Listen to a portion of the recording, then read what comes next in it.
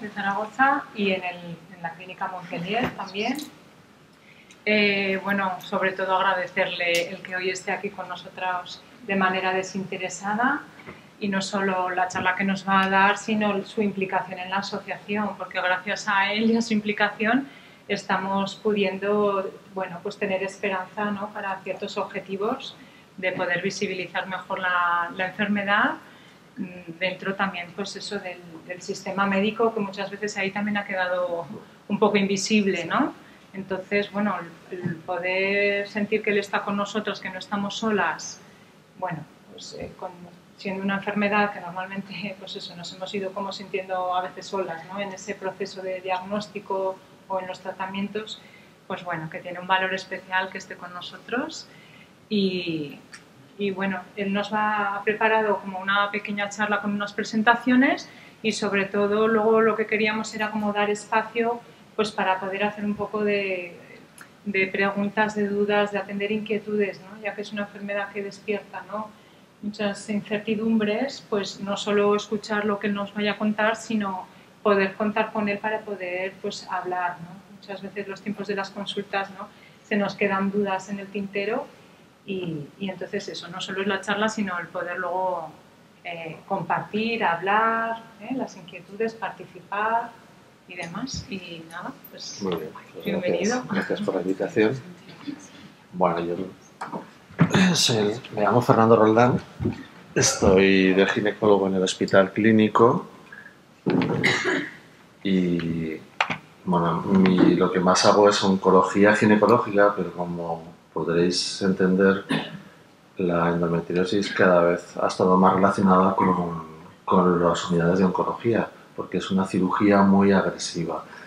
De hecho, el doctor que ha comentado, el doctor Carmona, con el que yo estuve trabajando en el Clinic, pues empezamos un poco en esa línea.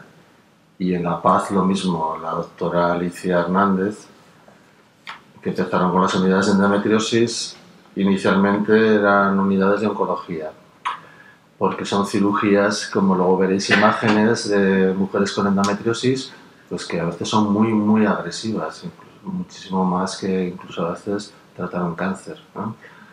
La verdad es que la endometriosis no es nada maligno, pero realmente es una enfermedad que provoca muchas lesiones y como muchas conoceréis, mucha sintomatología, mucho dolor, hemorragias y a veces es muy invalidante, ¿eh? Ya veremos cómo dentro de la endometriosis vamos a tener diferentes grados y entonces esto también matiza mucho porque hay mujeres con grados leves que incluso no saben que lo tienen y hay mujeres con grados muy severos, ¿eh?, que tienen problemas para defecar, para ir al baño, etc.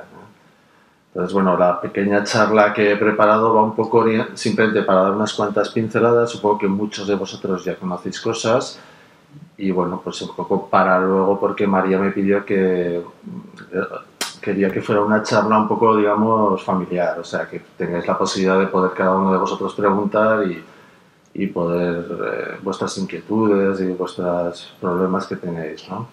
Entonces, bueno, la charla se titula Endometriosis, la gran desconocida, porque realmente es una patología que a día de hoy la medicina todavía no sabe cuál es la causa, ¿eh? Como pasa muchas veces. Llevamos años hablando de que tenemos endometriosis, de que las mujeres tienen endometriosis y todavía no sabemos cómo explicarle a una mujer qué es la endometriosis, ¿no? De forma sencilla, como ya sabéis muchos, es que el tejido endometrial, la mucosa del endometrio, por razones que no sabemos muy bien, se desplaza fuera del útero, se implanta fuera del útero, sobre todo en la cavidad pélvica, y produce esos implantes que a su vez, cuando la mujer regla, también reglan. Y eso hace, como veis en estas imágenes, que esa sangre provoque adherencias y cada vez en ese proceso paulatino del tiempo, cada vez las lesiones son más profundas y el aparato genital se va sometiendo a un proceso de adherencias y de fibrosis muy manifiesto, muy importante. Os he ido poniendo imágenes para que veáis lo distinto que puede ser la endometriosis de una mujer a otra. De hecho, yo creo que no hay una sola mujer que tenga la misma endometriosis, ¿vale? y que puede ser de algo muy sutil a algo muy, muy severo. Os he puesto esta imagen para que os deis cuenta de cómo es el aparato genital en una mujer normal, digamos, sin ninguna patología, ¿no? Y os hago hincapié en esta zona porque aquí está el útero, aquí están las trompas, esta cosita de aquí, y aquí están los ovarios. Y este espacio de aquí que se llama Douglas, que aquí está el recto, es un espacio, como veis, muy amplio, libre, que en las mujeres con endometriosis prácticamente ni se ve, ¿eh? Y este es uno de los grandes hándicaps que vais a ver, ¿no?, en las siguientes fotos que iremos viendo.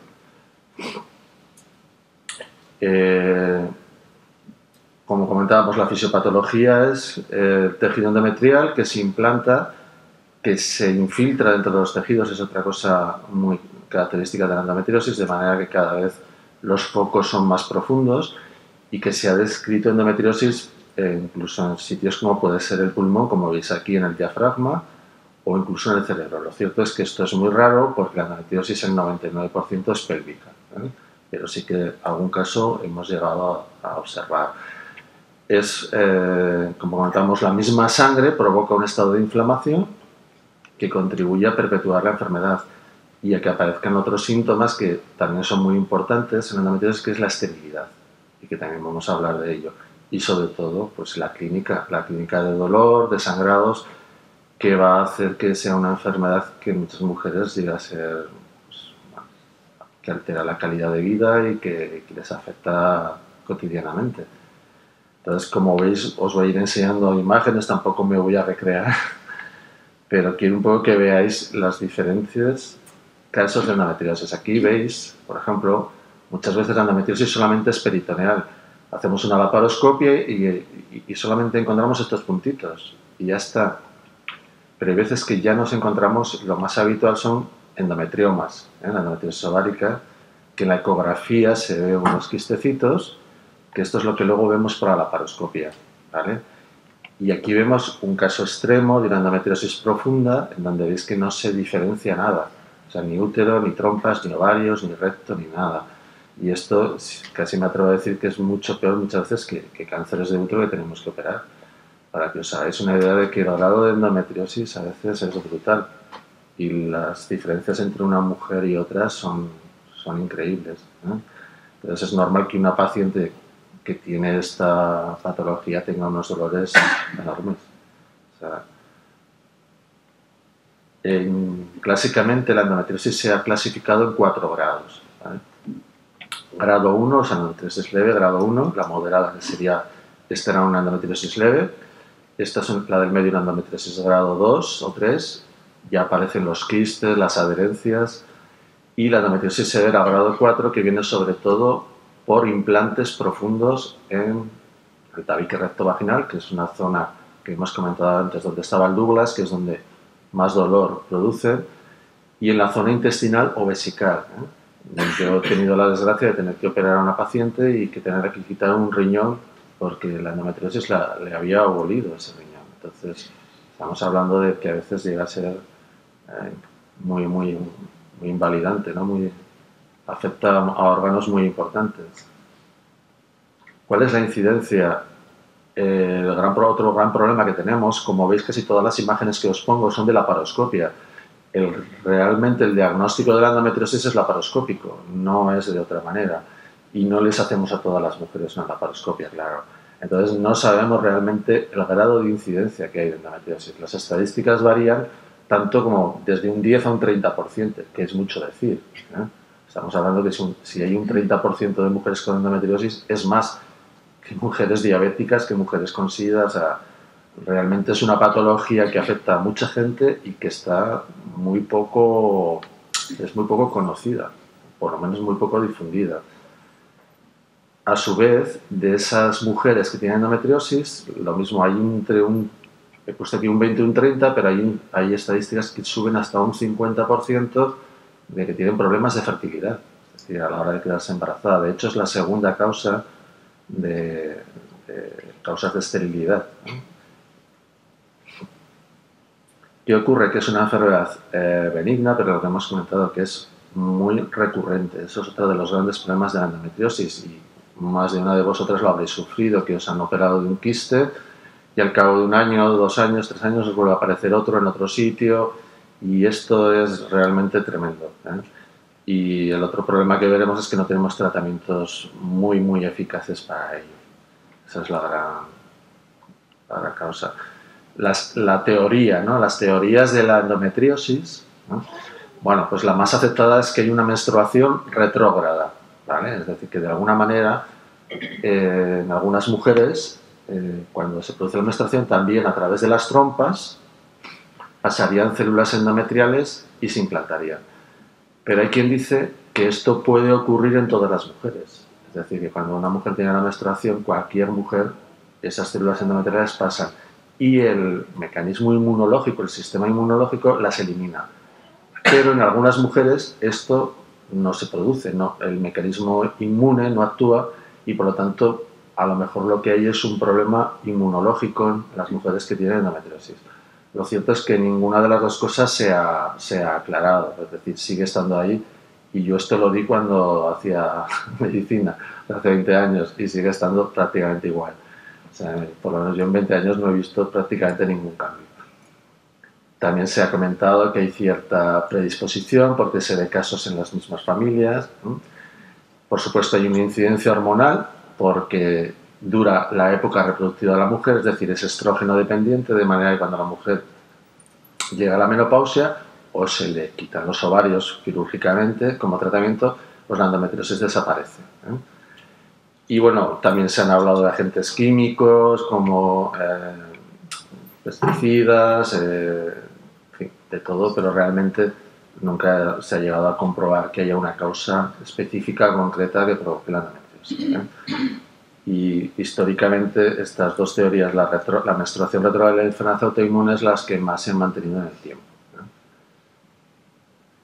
Los síntomas, pues bueno, los conocéis: la dismenorrea, incluso dolores cólicos, reglas muy abundantes, manchados entre regla, dolor con las relaciones. Yo creo que aquí hay que hacer un hincapié y ponernos nosotros un poco de autoculpa, no solo los médicos, sino también la sociedad, que clásicamente a las mujeres con reglas muy dolorosas no le hemos hecho demasiado caso, ¿eh? Y se ha concebido como algo habitual, y habitual era que una mujer se tuviera que pegar todo el día tumbada en la cama con unos dolores tremendos, pues porque tenía la regla. Y probablemente esas mujeres que nosotros conocemos y en nuestro entorno conocemos, pues probablemente tenían algún problema de endometriosis y que aguantaban estoicamente, pues porque era lo que se les había dicho que era lo normal, ¿no? Y quizás ahí todos tenemos un punto de culpabilidad y que hay que intentar sensibilizarnos, ¿no?, para mejorar este tema. Otro de los problemas es la infertilidad. Como veis aquí esta imagen de una trompa, cómo puede llegar a engrosarse de tal manera que es muy difícil que esa trompa sea funcionante y que por tanto una mujer con endometriosis se quede embarazada. Otra cosa muy curiosa de la endometriosis, como veréis, es que el grado de endometriosis no se relaciona con la infertilidad, de manera que puede haber mujeres con unos implantes, con endometriosis leve, y no quedarse embarazada. Hay mujeres con endometriosis moderadas, con endometriomas, etcétera, con endometriosis más severas, que se quedan embarazadas espontáneamente. Con lo cual es otra de las incógnitas de esta patología, ¿no?, que no se asocia siempre al grado de lesión que se tiene, a la hora de lo que es las dificultades para el embarazo. Entonces también añade más incógnitas a lo que es la enfermedad. El diagnóstico, vuelvo a hacer hincapié en la clínica, creo que le hemos hecho poco caso a la clínica y a la exploración, y de hecho muchas endometriosis se diagnostican pues por lo que cuenta la mujer y por la exploración ginecológica.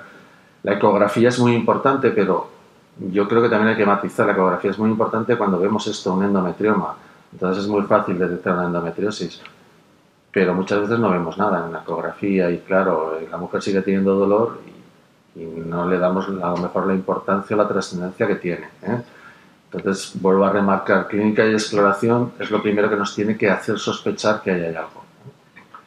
Los marcadores son importantes, supongo que lo conoceréis, el CA125 se eleva en la endometriosis, pero tampoco se eleva siempre. Es decir, el que esté normal no quiere decir que una mujer no tenga endometriosis, ¿de acuerdo? Ya pasamos a otras pruebas menos habituales, como puede ser la resonancia, en casos de endometriosis del tabique rectovaginal, ecoendoscopias, que algunas de vosotras ya igual os han dicho que cada vez se está haciendo más, colonoscopias, cistoscopias, aquí veis una de ellas, y la, digamos, prueba Princes, por decirlo de alguna manera, la que nos da de verdad un diagnóstico de certeza es la laparoscopia. Y además nos permite comprobar la fertilidad. Aquí lo que veis es el paso, este color azul es un contraste de azul de metileno que se puede introducir cuando hacemos la laparoscopia y podemos ver si las trompas son permeables o no. Entonces también nos da una idea de si esa mujer se puede quedar embarazada o no. ¿De acuerdo? Tratamientos, vamos a hablar los 3 tratamientos más fundamentales, el médico, quirúrgico y la fertilidad. Como veis en esta imagen, pues bueno, parece que es imposible que una mujer con esta endometriosis se pueda quedar embarazada. Y esta es una de las imágenes que con más frecuencia nos encontramos cuando hacemos una cirugía. Los tratamientos médicos, tenemos el tratamiento del dolor, que es muy importante, desde el ibuprofeno y el naproxeno que habéis probado, el metamizol, que es el nolotil, tramadol, hasta los derivados mórficos. Según qué dolor, hay mujeres que realmente tienen que recurrir a fármacos muy potentes. Y clásicamente se ha utilizado tratamientos hormonales porque, como os he comentado, la endometriosis es estrógeno dependiente. Es decir, los estrógenos aumentan la endometriosis y por tanto hay que frenar esa influencia. ¿Cómo lo hemos hecho? Pues ha habido varios tratamientos, el más clásico son los anticonceptivos. Los análogos, hubo una época que los utilizábamos mucho, seguimos usándolos, pero ahora mucho menos porque sí que es verdad que al provocar una menopausia desaparecen los implantes, pero luego tienen un efecto rebote. Y era todavía peor. Entonces los análogos nos van muy bien si planteamos una cirugía o un embarazo. Entonces sí que tiene sentido. También los gestágenos, también se han utilizado clásicamente, la progesterona, pues para controlar el dolor y los sangrados en mujeres que además se quieren quedar embarazadas y por tanto no les vamos a dar anticonceptivos. Y en estos últimos tiempos han salido 2 métodos yo creo muy interesantes, el DIU de progesterona, que habréis oído hablar de él, el nombre comercial es Mirena, os lo digo porque supongo que por ese nombre lo conoceréis más, y que en mujeres que ya no busquen embarazo va muy bien porque quita mucho lo que son las reglas abundantes, sobre todo las mujeres que tienen mucha regla, y mejora bastante el dolor. Son para 5 años y la verdad es que hay muchas mujeres con endometriosis ya pues que han tenido ya descendencia, que ya no buscan embarazo, que han encontrado bastante alivio con estos métodos. Y el último en aparecer, que lo habréis oído, es el Dienogest, de 2 miligramos, que apareció ahora en mayo, junio de este año, que parece que tiene buenas expectativas, pero que hay que ver, efectivamente, como todos los fármacos, si se cumplen o no. Pone que disminuye el sangrado, que mejora el dolor, que mejora los implantes, pero lo cierto es que solo llevamos 6 meses con él y hay que ver si realmente luego se confirma. El tratamiento quirúrgico, el Princes es la laparoscopia, que puede variar dependiendo de lo que en cada paciente pues, nos encontremos o si se quiere o no quedar embarazada. Desde simplemente quitarle el quiste, es una imagen de una quistectomía, quitarle el ovario, coagular los implantes, liberar adherencias o incluso en casos ya extremos pues tener que quitar trozos de colon o hacer una esterectomía, que tener que quitar el útero. Esto ya en situaciones ya pues muy extremas, pues hay mujeres que acaban abocadas a esta circunstancia. Los tratamientos de fertilidad, como hemos comentado, un 30% de las pacientes con endometriosis más o menos van a tener problemas para quedarse embarazada. Y los tratamientos más habituales son la inseminación, sobre todo la fecundación, es lo más habitual, es lo que más os propondrán, porque es la que mejores resultados da. La fecundación con inyección de espermatozoides o la donación de óvulos, dependiendo ya de cada mujer o de la edad.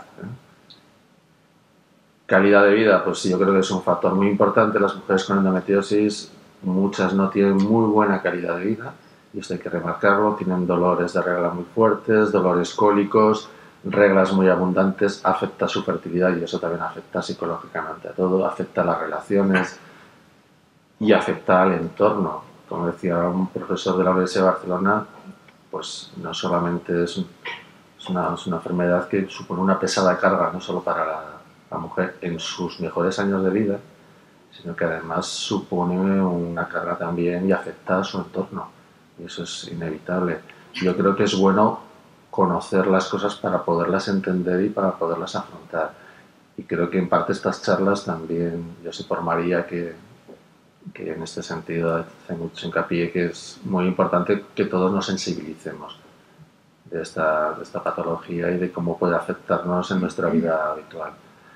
Futuro, pues el futuro pasaría porque seamos capaces de un diagnóstico precoz, de que cuando una mujer viene a la consulta y nos dice que le duele muchísimo la regla y que le invalida, pues pensemos que tiene tener una endometriosis y que no esperemos a que le aparezca un quiste, etcétera, porque muchas veces el diagnóstico desde que la mujer empieza con sintomatología que se le diagnostica, hay una media de 5 años, es decir, que no lo estamos haciendo muy bien.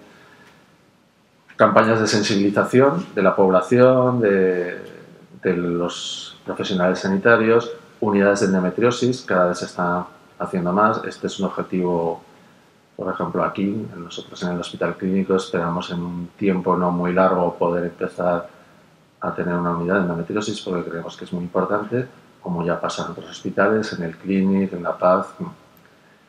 Y bueno, seguir investigando las causas. Como habéis visto, todavía no sabemos exactamente por qué se produce y en nuevos tratamientos. Yo creo que, pues bueno, ese es un poco el futuro y esperemos que todo esto, sobre todo a través de la sensibilización, creo que es muy importante este tipo de campañas para que se vayan conociendo y esto a su vez hace que se investigue y que salgan nuevos tratamientos. Y por desgracia siempre ha sido así, ha pasado en otras patologías en medicina y ha sido a veces las propias pacientes los que han sensibilizado al resto de la sociedad y a los médicos y han hecho que aparecieran nuevas líneas de investigación y han conseguido pues, que aparecieran fármacos y nuevos tratamientos. Entonces esperemos que en esa línea podamos conseguir algo. Y nada, muchas gracias por vuestra invitación y mucha suerte en vuestro proyecto. Vale.